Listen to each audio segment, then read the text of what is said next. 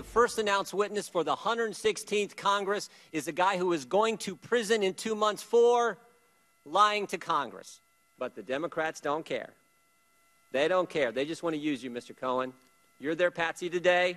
You wanted to work in the White House. No, sir. You didn't get brought to the dance. Sir. His remorse is non-existent.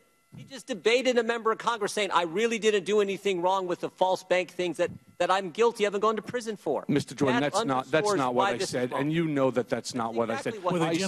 Shame on you, Mr. Jordan. Ranking member of the House Oversight Committee, Jim Jordan, grilling Michael Cohen during that explosive, hearing on Capitol Hill. And today he is going a step further, sending Attorney General William Barr an extensive 30-page letter that is calling on the Department of Justice to investigate Cohen for perjury. Here now, Republican Congressman Jim Jordan of Ohio, the ranking member of the Oversight Committee. Sir, good to have you with us tonight. Explain to me exactly what you want the Department of Justice to investigate about what happened yesterday. We think, Martha, there are at least 6 occasions where, in yesterday's testimony, where Mr. Cohen said things that were not accurate. The biggest one, of course, is the fact that he denied that he ever wanted to work at the White House. He's on tape saying if offered a job at the White House, he'd take it 100%. What difference does that make if he's embarrassed about it and he doesn't want to admit that he wanted a job? You're not supposed to say things that are not true in front of a congressional committee, particularly when you're the first announced witness of this Congress, and in 2 months you're going to prison for lying to Congress, and then you come in front of Congress and guess what? You don't tell the truth? That is not supposed to be how it operates. So that's the concern. There are other issues we spell out in the letter. The idea that he didn't register as a lobbyist when you have 2 companies you're representing, one from Kazakhstan, one from Korea, a whole host of things that we think are important.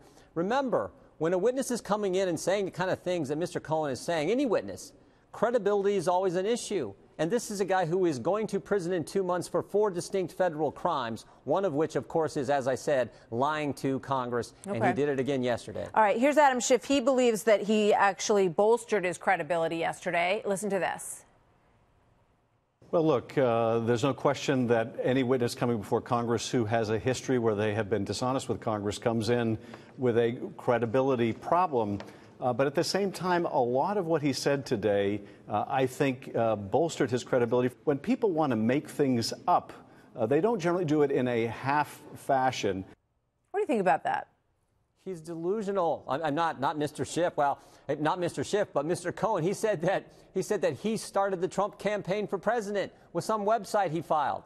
So, I mean, come on. How do you trust anything he says when he has said things like that? Like the reason that Donald Trump ran for president because I formed a website back in 2011. And again, he doubled down on that in the course of his testimony yesterday, just like he doubled down on the fact that he never wanted to work in the White House. Do you think on those issues that you're bringing up that the Department of Justice is really going to pursue that they're going to, move further in terms of accusations that he lied in front of Congress yesterday?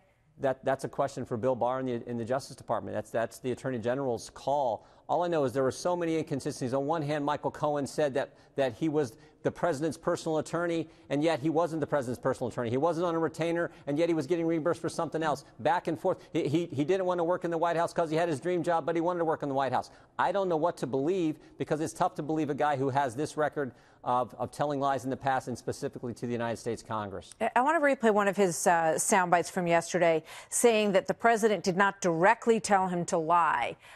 Watch this. Mr. Trump did not directly tell me to lie to Congress. That's not how he operates.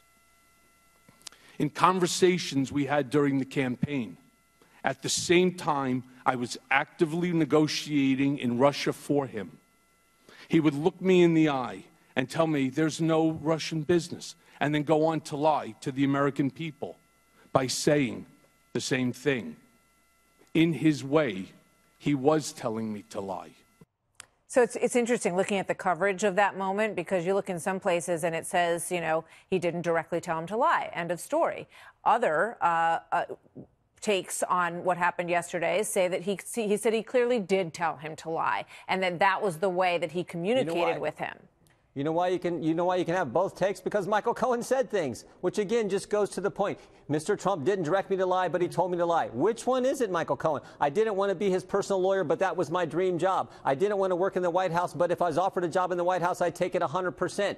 I mean, this is the point. This is the point. He's going to prison for lying to Congress. He comes in front of Congress and says he didn't lie, but we have 6 different instances where he said something that was not accurate. So that's the whole point, and that's what we're trying to get across, and that's why Mr. Meadows and I sent the letter to the Attorney General today. What about the Democrats' response to what happened yesterday and the push for impeachment? Do you think they're going to pursue that? When you look at polls, the American people seem to not be, the majority of American people seem to not be in favor of pursuing that. But Carolyn Maloney, representative, came out today and, said that she thought that the groundwork was there now. Well, they're going to do it. It's a crazy plan that they have, but they're going to do it. It is no accident that Tom Steyer was in New York last week organizing a town hall in Chairman Nadler's district, and this week was in Baltimore organizing a town hall in Chairman Cummings' district. Tom Steyer, mega donor for the Democrats, they are going to do it. That's how radical they have become. So I think this was the step one, and this is the best witness they had. The guy they brought in to start their whole plan to move on their crazy impeachment process was Michael Cohen, as I said, a guy who was going to prison for lying to Congress. When he was brought in front of Congress yesterday, he lied again. I want to ask you about your colleague in Congress, Congressman Matt Gaetz.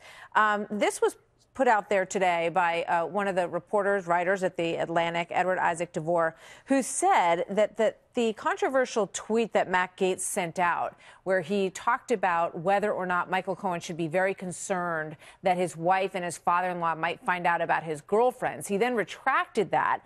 DeVore claims in this, President Trump called Matt Gaetz last night from Hanoi to talk the Cohen testimony and the threats that are since rescinded Gaetz made about Cohen. I was happy to do it for you. You just keep killing it, Gaetz was heard telling him. Gaetz told him that he does not discuss his calls with the President of the United States. Matt Gaetz has said that is fake news. What do you think about all that? The original tweet from your colleague and then the suggestion that maybe the President had wanted him to send out that tweet.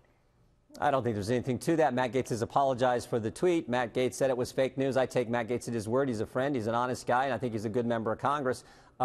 So I take him at his word. You'd have to ask him. I have the same position that Matt does. When I have conversation with the President of the United States, I don't talk about those personal conversations. All right. We will have an exclusive tomorrow night with Congressman Matt Gaetz on that topic. We'll bring him here he can defend the comment and push back on that himself. I'm sure he'll be happy to do so. Absolutely. Thank you very much. Good to see you tonight, sir. You bet. Thank you.